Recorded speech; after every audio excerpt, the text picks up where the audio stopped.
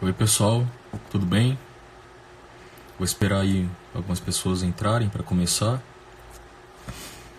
Vamos ver. Esperar entrar o primeiro aí. Beleza, entrou uma pessoa. Vocês estão me ouvindo bem aí? Tudo normal? Aqui tá chovendo muito. Eu espero que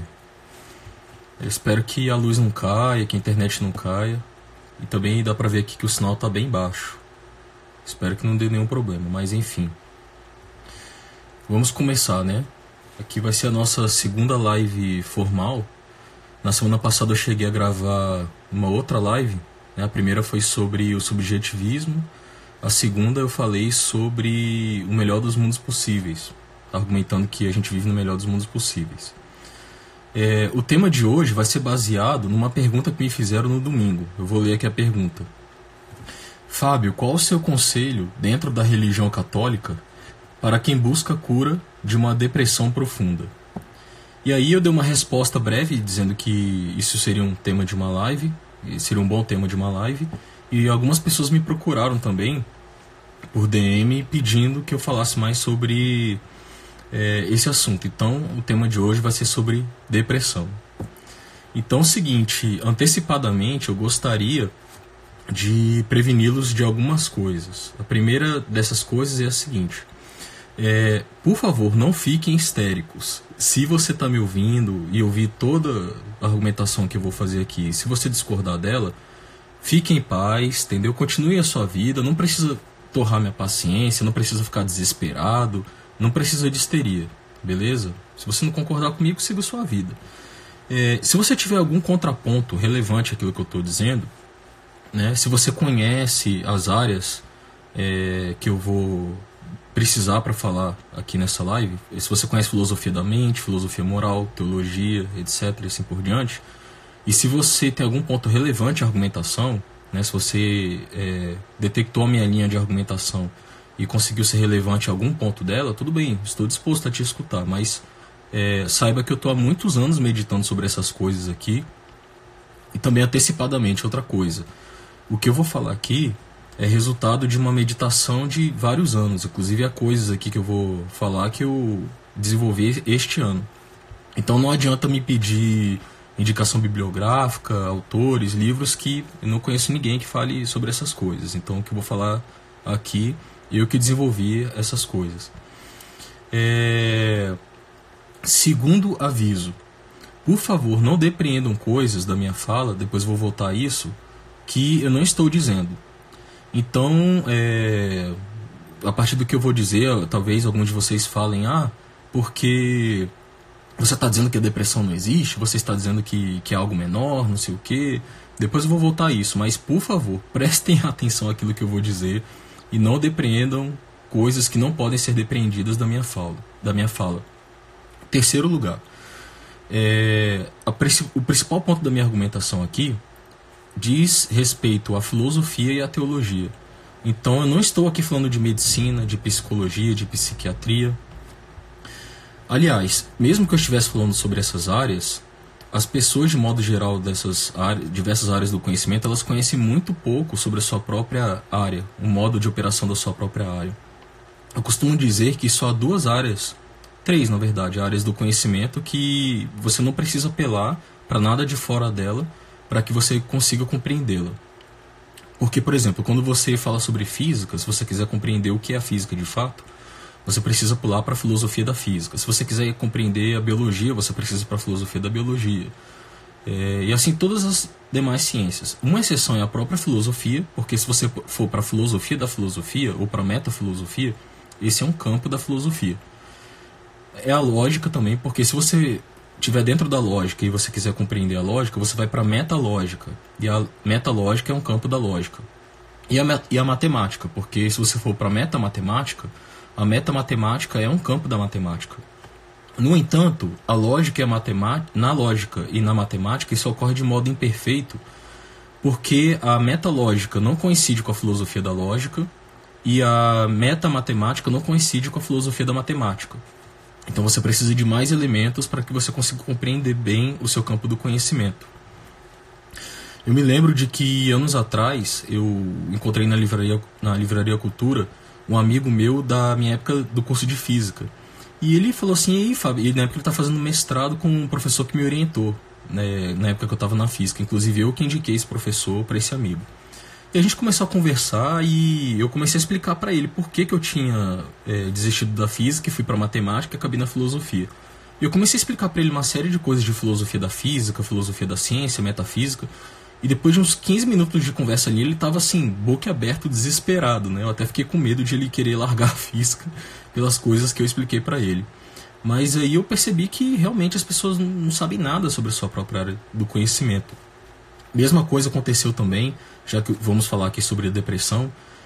O meu professor que me orientou no meu mestrado, ele também era vinculado no UNB à Faculdade de Saúde, porque ele ministrava lá uma disciplina de bioética. Ele lida com algumas coisas dentro de filosofia moral que abarcavam a área da bioética. E eu fiz uma disciplina lá na Faculdade de Saúde e era a mesma situação. A maior parte dos estudantes era composta por pessoas da área médica, medicina, enfermagem, etc. E ninguém sabia nada sobre como era a prática da medicina. Então estou dizendo isso para afirmar que mesmo que aqui fosse uma discussão concernente, restrita à área da medicina, da psicologia, da psiquiatria, ainda assim, que uma pessoa tenha formação nessas áreas não significa absolutamente nada. Mas, tá bem, estabelecidos esses pressupostos, esses avisos, vamos começar a argumentação. A primeira coisa que é importante deixar claro aqui é a seguinte: se você vasculhar toda a literatura sobre a depressão, você vai ver que não há uma definição satisfatória. Dentro da lógica, há todo um campo de você saber como definir as coisas e quais são os critérios para que você faça isso de modo satisfatório. Você não vai encontrar, você pode consultar o site do Ministério da Saúde, o site da Organização Mundial da Saúde, toda a literatura sobre o assunto, você vai ver que as definições não são satisfatórias. As pessoas, por vezes, só entram no mérito dos sintomas sem definir. Então é você entrar no mérito dos efeitos sem falar o que é a causa efetivamente. Enfim, é uma bagunça, é uma balbúrdia. E uma definição, para que ela seja boa, ela precisa conter a essência do definiendo, da coisa que você quer definir, e ao mesmo tempo ela conseguir abranger todos os possíveis acidentes da coisa que está sendo definida. Então, por exemplo, um triângulo. Você pode definir um triângulo como um polígono. Claro, né, se a pessoa já souber o que é um polígono, que é uma figura fechada com lados. Mas você também pode definir em termos de uma figura geométrica, de um objeto geométrico, depende do contexto. Por exemplo, em desenho geométrico é melhor você falar de lugar geométrico, mas a pessoa já vai saber o que é um lugar geométrico. Mas vamos facilitar. Um triângulo é um objeto, é uma figura geométrica com apenas 3 lados. Tudo bem, se eu disser definir um triângulo desse modo, eu estou abarcando todos os triângulos possíveis. Então, se eu pensar nos acidentes, por exemplo, com relação aos lados, se eu pensar no triângulo escaleno, que ele, não tem, que ele tem todas as medidas dos lados diferentes, é abarcado por essa definição? Do mesmo modo, se eu pensar no triângulo retângulo, que varia com relação aos ângulos, que tem um ângulo reto, se eu pensar no triângulo obtusângulo, acutângulo, no triângulo isósceles, qualquer acidente que eu pensar com relação ao triângulo é abarcado por essa definição. Então a definição precisa ter isso, mas você vasculhando a literatura sobre a depressão, você vai ver que não há uma definição satisfatória. Isso acontece porque as pessoas não sabem lógica, né? Se você consultar aí gramática, você vai ver que há definições insatisfatórias. Se você consultar literatura jurídica, literaturas de biologia, física, para vocês terem uma noção, né? A física aristotélica. Se você pegar a física aristotélica e for vasculhar lá qual a definição de movimento, você vai ver que Aristóteles ele dá uma definição genial. Movimento é a simultaneidade entre o ato e a potência.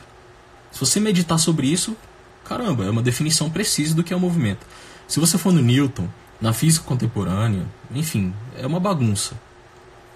E isso ocorre também com outras... E a matemática, para você ver por que isso ocorre também de forma imperfeita, por exemplo, o cálculo. Né? O cálculo surgiu lá com Newton e com Leibniz. Né? É a chamada guerra do cálculo para ver quem que criou, na verdade, o cálculo. Mas tá, durante muitos anos o cálculo foi utilizado, as pessoas sabiam utilizar aquelas coisas e utilizavam no dia a dia sem saber o que era o infinitesimal e por que aquelas coisas funcionavam. Demorou muitos séculos, a gente só foi ter isso no século XIX, no fim das contas, para que se desenvolvesse o campo que se chamou análise, para que a gente soubesse por que o cálculo funciona. E mesmo hoje em dia, se você for nas faculdades de ciências exatas, você vai ver que engenheiros e outras pessoas que precisam de cálculo, elas continuam aprendendo a coisa do ponto de vista histórico.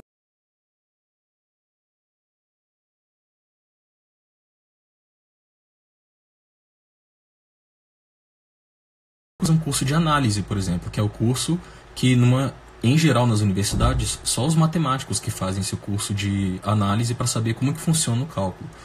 E mesmo assim não chega a uma grande elucubração filosófica sobre a coisa, mas pelo menos você sabe mais ou menos o que é um infinitesimal. Mas enfim, então, e definição é algo importantíssimo. Hoje eu tive a felicidade de ouvir uma citação do Sidney Silveira, num vídeo que foi compartilhado lá no Instituto Hugo de São Vito, que ele citou uma frase do Santo Alberto Magno que eu não conhecia, que eu até anotei aqui. Ele fala que a definição é o primeiro passo para que o intelecto torne-se sadio. E é precisamente isso. Sem você saber definir as coisas, você não sabe absolutamente nada. Por vezes, talvez, vocês que têm acompanhado aí os stories que eu tenho respondido, por vezes as pessoas me fazem umas perguntas e eu insisto. Eu falo assim, tá, me ofereça uma definição que eu te respondo. E é precisamente isso, porque sem definição você é uma bagunça. Você não sabe realmente do que você está falando. Tudo bem, vamos progredir. Primeiramente eu gostaria de ler aqui um aviso. As coisas que eu vou argumentar aqui, como a pergunta, quando eu li, ela se restringia ao âmbito do catolicismo, eu vou responder aqui com esse pressuposto. Mas eu poderia dizer parte das coisas que eu vou dizer aqui partindo só da razão natural, então sem apelar para a revelação das escrituras ou religiosidade. Na medida em que eu for falando essas coisas aqui, eu vou dizer em que medida que a coisa depende da revelação e que não depende. Mas eu vou ler primeiramente aqui algumas passagens que eu separei das Sagradas Escrituras e depois vocês vão ver como é que eu vou deduzir algumas coisas a partir dessas passagens. Percebam que meu argumento aqui ele é dedutivo. Eu vou pegar aqui as Sagradas Escrituras e vou deduzir alguns pontos para que a gente chegue a algumas conclusões com relação à depressão. Então vamos lá, eu vou ler algumas passagens. Primeira é 1 Tessalonicenses 5, de 16 a 18. Alegrem-se sempre, orem continuamente. Deem graças em todas as circunstâncias, pois esta é a vontade de Deus para vocês em Cristo Jesus. Segunda passagem está em Provérbios 8, 32 e 34.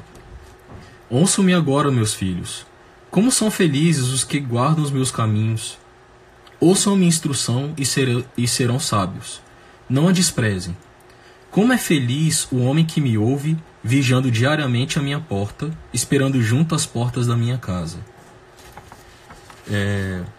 Peraí, pessoal, que eu esqueci de fechar aqui a janela aqui, só pra... Eu tô ouvindo barulho aqui e fica melhor fechando. Peraí.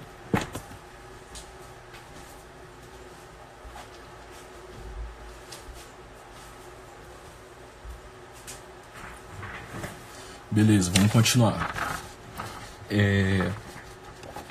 Terceira passagem está em 1 Pedro 4, 12 a 13. Amados, não se surpreendam com o fogo que surge entre vocês para os provar, como se algo estranho lhes estivesse acontecendo.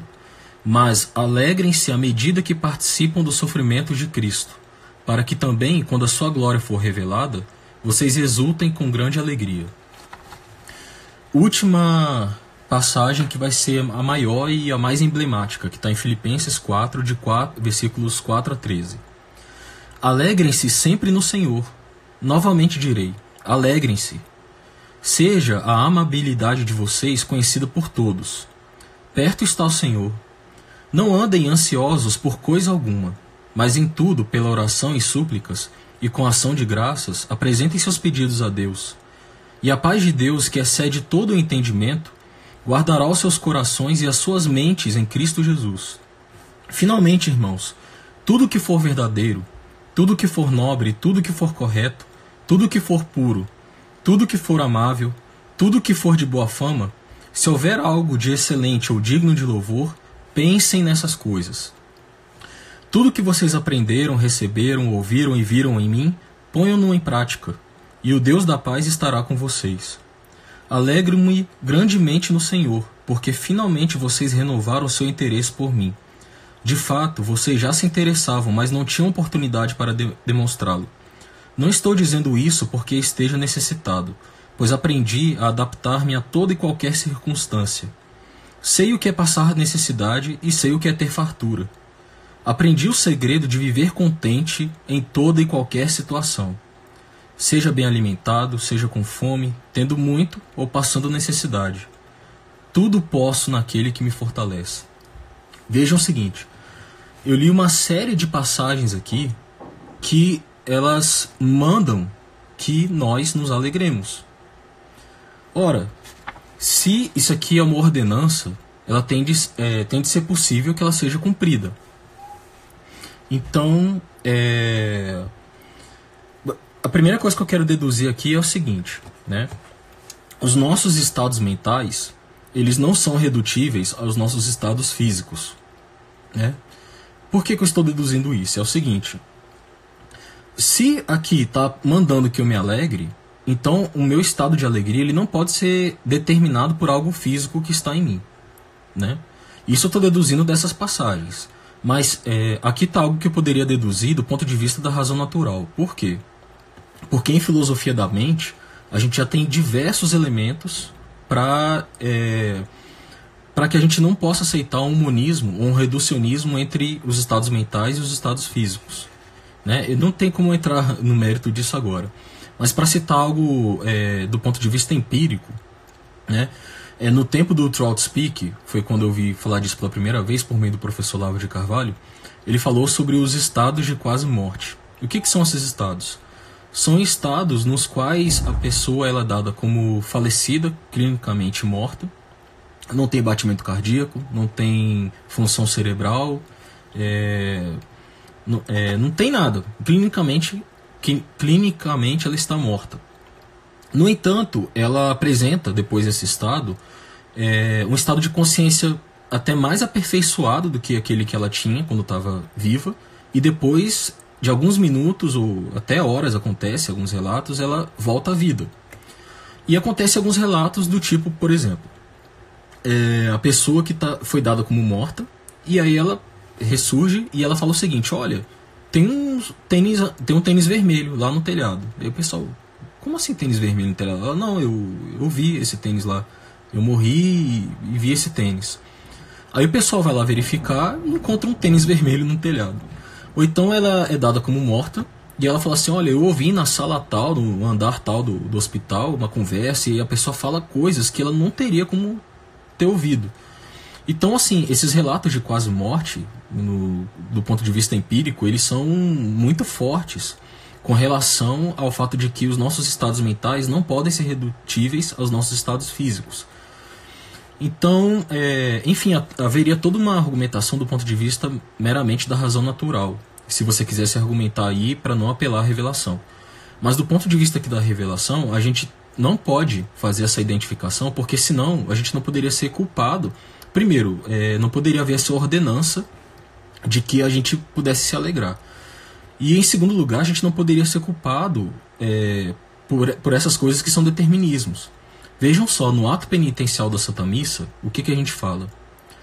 Confesso a Deus Todo-Poderoso e a vós, irmãos e irmãs, que pequei muitas vezes por pensamentos e palavras, atos e omissões por minha culpa, minha tão grande culpa. Vejam só, pequei muitas vezes por pensamentos e palavras por minha culpa. Então, os meus pensamentos eles não podem ser reduzidos aos estados físicos. Então daí a gente deduz a primeira coisa que vai ser importante aqui na argumentação. Os nossos estados mentais não são redutíveis aos nossos estados físicos. Segunda coisa que eu quero deduzir aqui, ela depende de uma lei que é conhecida por Lei de Kant. O que diz essa lei? Ela diz que o dever implica poder, então que a obrigatoriedade ela implica a possibilidade. No campo jurídico, por vezes, isso é conhecido pelo ditado de ad impossibilia nemo tenetur. Então, de que ninguém é obrigado a fazer aquilo que é impossível. Para vocês entenderem melhor como é que isso funciona, há um paradoxo famoso, que é conhecido por paradoxo do barbeiro, que diz o seguinte. Tenham em mente um reino em que só há um barbeiro. E aí o rei, ele chama esse barbeiro do reino e pede o seguinte para esse barbeiro. Fala assim, olha, é o seguinte... A partir de hoje, você é obrigado a fazer a barba de todo mundo que não faz a sua própria barba. A pergunta é, o barbeiro ele vai fazer a sua própria barba ou não? Vejamos. Se o barbeiro ele fizer a sua própria barba, ele vai estar violando a norma do rei, porque ele só poderia fazer a barba de quem não faz a sua própria barba. Se ele deixar de fazer a sua própria barba, implica que ele deveria fazer a sua própria barba.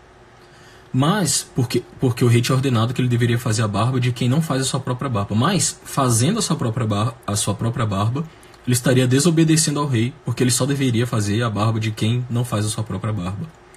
Então, fazendo ou não a sua própria barba, ele estará desobedecendo ao rei. Então, essa é uma lei que é impossível de ser cumprida. Então, a lei de Kant, ela diz que que algo só pode ser obrigatório se for possível que seja empreendido. Então veja bem, se aqui nas Sagradas Escrituras está dizendo que a gente pode controlar os nossos pensamentos, que a gente tem de pensar em tudo que for verdadeiro, tudo que for nobre, tudo que for correto, tudo que for puro, e de que a gente deve se alegrar a todo momento, isso quer dizer que isso tem de ser possível.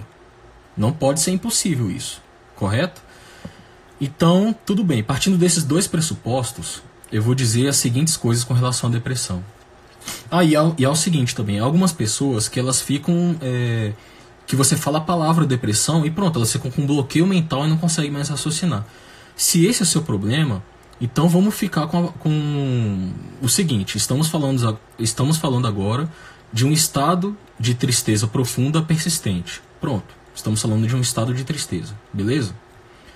A questão é, se os nossos estados mentais não são redutíveis aos nossos estados físicos, e se tudo aquilo que é demandado de nós nas Sagradas Escrituras tem de ser possível, então se eu apresentar um quadro de tristeza profunda e persistente, a culpa é minha, correto?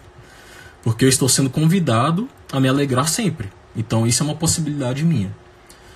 Então, de tudo que eu falei aqui, é o seguinte.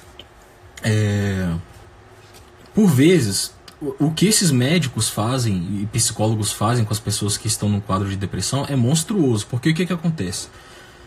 Aliás, toda a literatura médica e psicologia é viciada nisso. Pode perceber, leia qualquer artigo que você vai ver que todos eles estão identificando estados mentais com estados físicos. Então, todos esses médicos e psicólogos, eles estão achando que nós somos um conjunto de neurotransmissores, de reações bioquímicas, e nós não somos isso, né? Nós somos um composto, como ensina Tomás Aquino, de mente e corpo. Então, o que esses médicos fazem é monstruoso, porque o que eles fazem? Eles pegam uma pessoa que apresenta um quadro desse de depressão e trata essa pessoa como se ela fosse escrava dos seus estados físicos. Então, essa pessoa que ela é diagnosticada com um quadro depressivo e ela procura um médico, um psiquiatra, um psicólogo, então dizem para ela que ela é refém disso e que ela não pode fazer nada, ela só pode tomar alguns remédios e pronto. Isso não vai resolver o problema dela. Mas é o seguinte, embora eu tenha dito que os nossos estados mentais não são redutíveis aos nossos estados físicos, ocorre o seguinte: quanto mais imaturo você é, mais você está suscetível aos seus estados físicos. É só você olhar uma criança. Uma criança, quando ela faz cocô, faz xixi, quando ela tem algo negado, ela reage de forma instantânea. Animais brutos também são assim. Quanto mais maduro você é, mais você é indiferente aos seus estados físicos. É só você ler a vida dos santos, por exemplo. Você olha a vida dos santos, eles são submetidos a todo tipo de intempéries. Aliás, na passagem que eu li aqui, o São Paulo fala isso, né? Aprendi o segredo de viver contente em toda e qualquer situação. Seja bem alimentado, seja com fome, tendo muito ou passando necessidade. É precisamente isso. Nós temos de aprender a ser homens maduros. Mas o seguinte, se você há dois tipos de amadurecimento. Há um amadurecimento do ponto de vista meramente humano, que é um amadurecimento em virtudes, e há o amadurecimento espiritual. O seguinte, se você que está me ouvindo, você está com um quadro depressivo, primeira coisa que você tem de perceber, você é imaturo. Desculpe, é realidade. Primeira coisa que você tem de fazer. Aliás, antes disso, primeira coisa que você tem de fazer, faça um exame de sangue. Veja todas as suas taxas e tente normalizar suas taxas. Por quê? Como eu falei, a pessoa que é imatura, ela é mais suscetível aos seus estados físicos. Então, realmente, se você é imaturo e o seu corpo ali está desregulado, você vai ser muito mais suscetível a isso do que um santo de sétima morada, por exemplo. Então, primeira coisa, faça um exame médico, procure um nutricionista, um médico e normalize as suas taxas, que isso vai te ajudar muito. Segunda coisa, você tem de amadurecer em termos de virtudes. Então, procure algum bom manual aí de virtudes humanas e tente aí ser constante, ser forte, etc.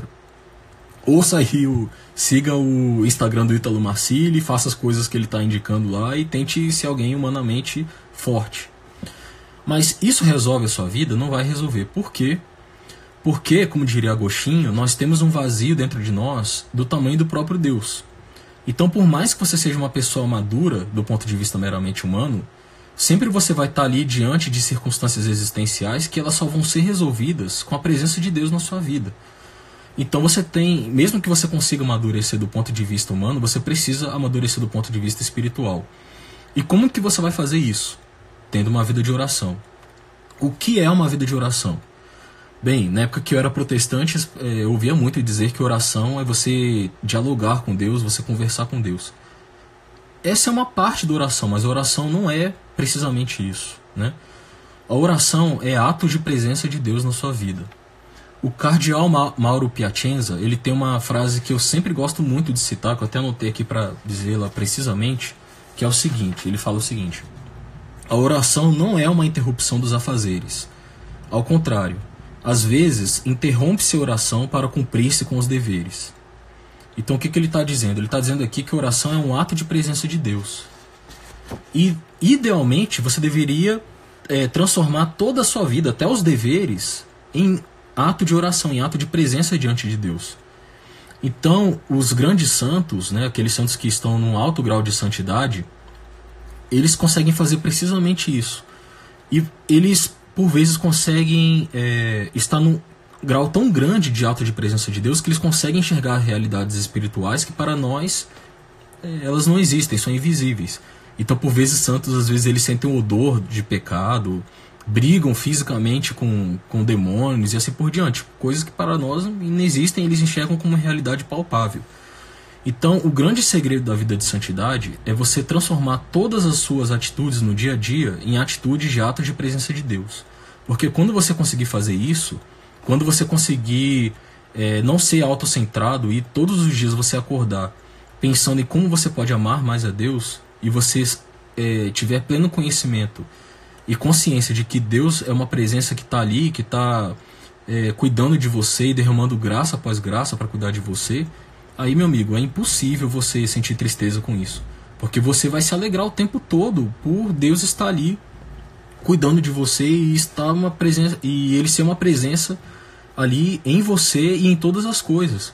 Eu fico muito sensibilizado, por exemplo, quando eu vejo os relatos de São Louis Martin, que fala que ele, por vezes, ele fazia caminhadas e ele se emocionava com a revelação geral, né? Como que Deus está presente ali, sustentando todas as coisas no ser, e ele está presente na criação, né? Porque se Deus se ausentasse por 1 milésimo de segundo de qualquer coisa, essas coisas deixariam de existir, né? Então, a questão é essa. E tem o seguinte, voltando à questão de vocês terem cuidado de não depreenderem coisas que não podem ser depreendidas do que eu estou falando. Primeiro, eu não estou sendo insensível ao drama humano que é uma pessoa passar por isso. Eu não estou dizendo que seja muito complicado, que o que você está passando é algo menor. Não estou dizendo isso, né? Muito pelo contrário. Eu justamente estou fazendo essa live por ser sensível a essa realidade, porque algumas pessoas infelizmente passam. Não estou dizendo que depressão não existe. Então, cuidado para não depreender coisas aqui de toda a minha fala que não podem ser depreendidas. Eu só estou dizendo que está ao seu alcance, por meio de um crescimento espiritual, você sair dessa situação, né? E que isso é depreendido das Sagradas Escrituras, pelas razões que eu falei. Pela não redutibilidade da nossa mente ao nosso corpo, e pelo fato de que tudo que ordenado a nós nas Sagradas Escrituras tem de ser possível de ser cumprido. Acho que já falei muito, né? Falei 30 minutos. Deixa eu ver se tinha mais alguma coisa para falar. Acho que é isso, gente. Então, só falando isso. Se vocês tiverem alguma dúvida, eu acho que eu falei aqui o que... É claro que daria para desenvolver muito mais do que eu estou falando aqui. Eu poderia entrar no mérito do que eu falei sobre os argumentos do ponto de vista da razão natural, em vez de entrar nas Sagradas Escrituras, etc. Mas eu só gostaria de terminar dizendo que antes de fazer essa live, eu rezei pedindo por todos que me assistissem aqui, que porventura tenham essa doença, que estejam passando por isso. E eu espero que realmente o que eu estou dizendo aqui sirva como encorajamento, que os ajude de alguma forma. Há muitos anos que eu venho falando isso, meditando sobre essas coisas, e graças a Deus muitas pessoas que passaram por isso já me disseram que foram ajudadas pelo que eu estou dizendo aqui. Mas se você está revoltado, indignado com as coisas que eu estou falando, desculpa, eu não posso fazer nada. Eu estou falando aqui aquilo que eu creio que seja o correto. E se eu estiver errado, estou disposto a ser corrigido, né? Mas tenha em vista isso, o que eu falei no início. Você precisa conhecer filosofia, teologia, todos esses argumentos que eu estou dizendo. Enfim, é isso. Já falei demais, né, gente? Fiquem com Deus e tenham um bom fim de semana. Abração.